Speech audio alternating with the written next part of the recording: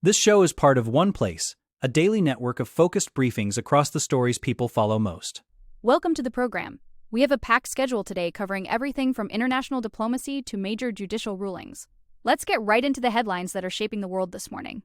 Trump prepares for a high-stakes summit in Beijing. Commerce Secretary Lutnick details unsettling interactions with Epstein. A U.S. citizen is convicted of running Chinese police. Court rulings on voting maps shift Republican midterm hopes. Kevin Warsh is confirmed as the new Fed chair. An Epstein survivor testifies about abuse under house arrest. A judge blocks Alberta's bid for a separation referendum. Passengers face isolation in a U.S. hantavirus quarantine unit. First, the China summit. President Trump is heading to Beijing for a summit that many see as a defining moment for his administration's foreign policy. John Moulinar, the chairman of the House Select Committee on China, has been discussing the president's primary objectives for this trip. The focus appears to be on rebalancing the trade relationship and addressing long-standing concerns over national security and intellectual property. Moulinar emphasized that the administration is looking for concrete commitments rather than just diplomatic pleasantries. There is a significant amount of pressure on this meeting, especially given the current global economic climate and the ongoing tensions regarding technology transfers. The president wants to demonstrate that his approach to China can yield tangible results for American workers and businesses. This summit is not just about trade, though. It is also about establishing a clear framework for how the two superpowers will interact on the global stage in the coming years. It is interesting to see how the House Select Committee is framing these goals. Moulinar's insights suggest that the administration is prepared to be quite firm in its negotiations. The backdrop of this summit includes a complex web of tariffs and trade barriers that have been a hallmark of the Trump administration strategy. Critics often wonder if this confrontational style will lead to a breakthrough or further escalation. However, supporters argue that a tough stance is the only way to ensure that China plays by the rules. The summit in Beijing will be closely watched by international markets and political analysts alike. If Trump can secure even a partial agreement on key issues like market access or currency manipulation, it could be seen as a major victory.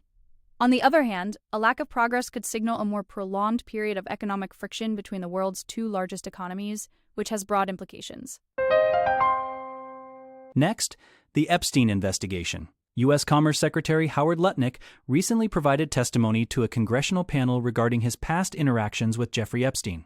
Lutnick described these encounters as off-putting, particularly a 2005 visit to Epstein's New York home where he was shown a room with a massage table. According to the testimony, Epstein made suggestive comments about his daily massages, which prompted Lutnick and his wife to leave immediately.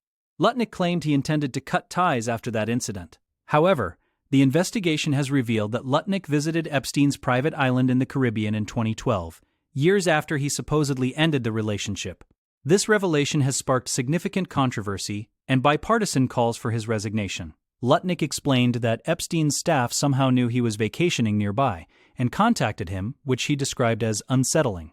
He maintains that he had no idea how Epstein tracked his location after years of no communication, but the timeline has raised many questions for lawmakers. The testimony also included billionaire Ted Waite, who spoke about his relationship with Ghislaine Maxwell.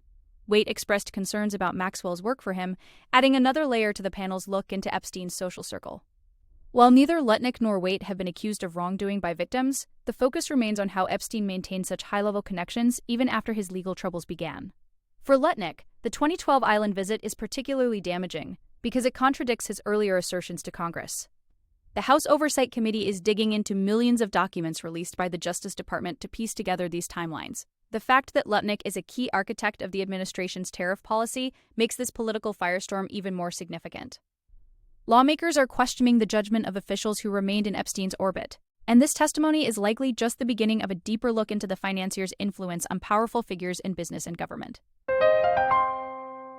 Now to New York. A U.S. citizen named Lu Jian has been convicted for his role in operating a secret Chinese police station in Manhattan's Chinatown.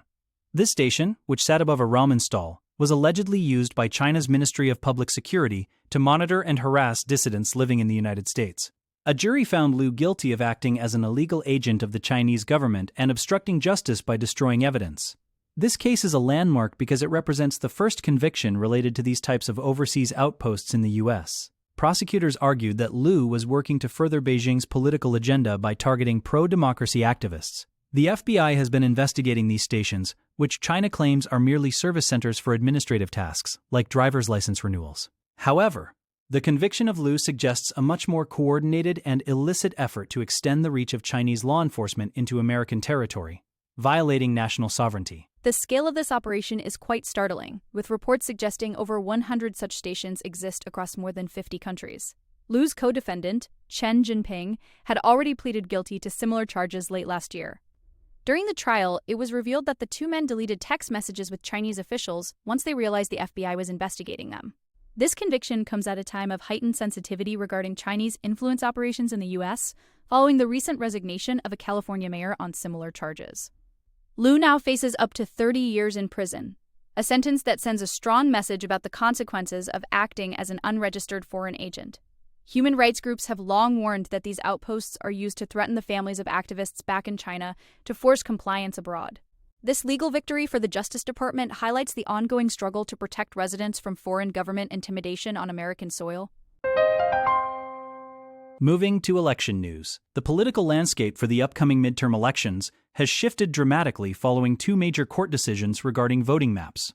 Just a few weeks ago, Republicans were concerned about their chances of holding the House, largely due to President Trump's dipping approval ratings and the economic impact of the Iran war. However, a ruling by the Virginia Supreme Court nullified a voter referendum on new maps, which likely saves 4 Republican seats that were expected to flip. Even more significant was a U.S. Supreme Court decision that narrowed the scope of the Voting Rights Act. The court ruled that states are not required to create districts that provide minority voters with proportional representation unless there is evidence of overt racism. This has allowed several southern states to redraw their maps in ways that favor Republican candidates. Tennessee has already moved to a map where Republicans have the advantage in every single one of the state's 9 congressional districts. This shift has given the GOP a renewed sense of confidence. Congressman Richard Hudson noted that the party is now on offense heading into November. The dismantling of majority-minority districts in states like Louisiana and Tennessee is a direct result of the Supreme Court's conservative majority viewing partisan gerrymandering as constitutional. Democrats are sounding the alarm, arguing that these changes dilute the voting power of Black communities and other minorities who historically lean Democratic. Former Speaker Newt Gingrich had previously warned that the party needed to clear up issues like gas prices and the war to win. But these judicial victories might provide a structural advantage that outweighs those economic headwinds. As states scramble to finalize these new maps, the battle for control of Congress is becoming increasingly focused on the legal boundaries of districts rather than just the candidates themselves. It is a high-stakes game of political geography that could determine the legislative agenda for years to come. Next, the Federal Reserve. The U.S. Senate has confirmed Kevin Warsh as the new chair of the Federal Reserve in a narrow 54-45 vote. Warsh will succeed Jerome Powell, who had a notoriously contentious relationship with President Trump. The vote was almost entirely along party lines, with Senator John Fetterman being the only Democrat to support the confirmation. Warsh takes over at a precarious time for the economy, as inflation has recently ticked up to 3.8%. This rise is largely driven by energy costs resulting from the conflict in Iran and the closure of the Strait of Hormuz. While traditional economic theory suggests the Fed should hold or raise interest rates to combat this inflation, President Trump has been vocal about his desire for rate cuts to stimulate growth. Warsh now faces the difficult task of managing these political expectations while trying to maintain the central bank's independence, a challenge that defined the tenure of his predecessor. During his confirmation hearings, Warsh insisted he would not be a sock puppet for the administration, but many Democrats remain skeptical.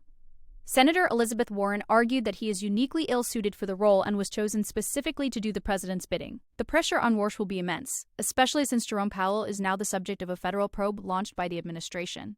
Trump frequently attacked Powell as incompetent for not cutting rates fast enough, and the market is watching to see if Warsh will be more compliant. Most economists expect rates to remain steady for now, but any move by Warsh to lower them could be seen as a sign of political interference. He previously served as a Fed governor from 2006 to 2011, so he has the experience. But the current political climate is unlike anything the central bank has faced in decades. His first few months in office will be a major test. Back to the Epstein case. In a powerful and emotional field hearing, a survivor named Rosa shared her story of being abused by Jeffrey Epstein while he was under house arrest. Rosa was recruited from Uzbekistan as a teenager under the guise of a modeling career. She testified that she was introduced to Epstein in 2009 and was offered work to help with her financial struggles. Instead, she was subjected to 3 years of ongoing rape and molestation. The hearing was organized by House Democrats in West Palm Beach, Florida, near Epstein's home and President Trump's Mar-a-Lago residence.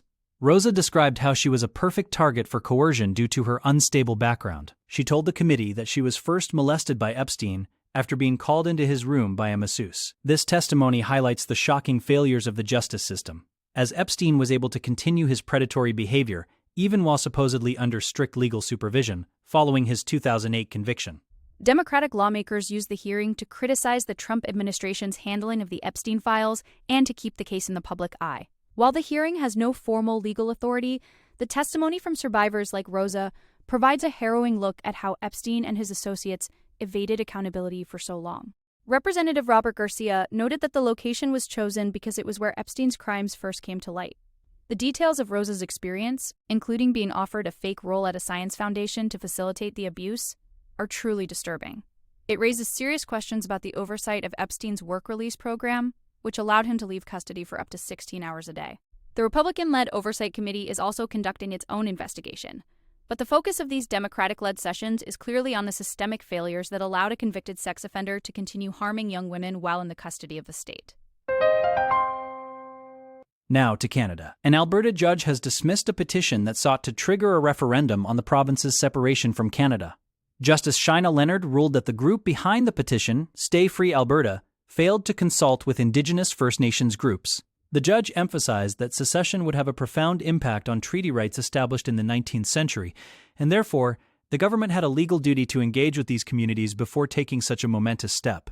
Stay Free Alberta claimed to have gathered over 300,000 signatures, which would normally be enough to trigger a province-wide vote. However, the legal challenge from the Athabasca Chipewyan First Nation and other tribes successfully argued that their constitutional rights were being ignored. The ruling stated that as a matter of logic and common sense, an independent Alberta would fundamentally change the relationship between the Crown and Indigenous peoples, making prior consultation an absolute necessity under Canadian law. Lawyers for the First Nations groups hailed the decision as a victory for the rule of law. They pointed out that an international border could destroy a way of life that has existed for thousands of years. On the other side, Stay Free Alberta's legal team expressed fundamental disagreement with the ruling, claiming it violates principles of natural justice. They are already planning an appeal and may seek a stay on the judge's order. This case highlights the complex legal hurdles facing any independence movement in Canada, where Indigenous treaties are a central part of the constitutional framework. The duty to consult is a powerful legal tool that ensures major structural changes cannot happen without considering the impact on First Nations. For now, the push for Alberta's independence has been halted in the courts, but the political tension between the province and the federal government remains high. This ruling sets a significant precedent for how future separation attempts must be handled. Finally, the hantavirus quarantine. Jake Rosemarin is one of 16 people currently confined to a federal quarantine unit in Omaha, following a deadly hantavirus outbreak on a cruise ship.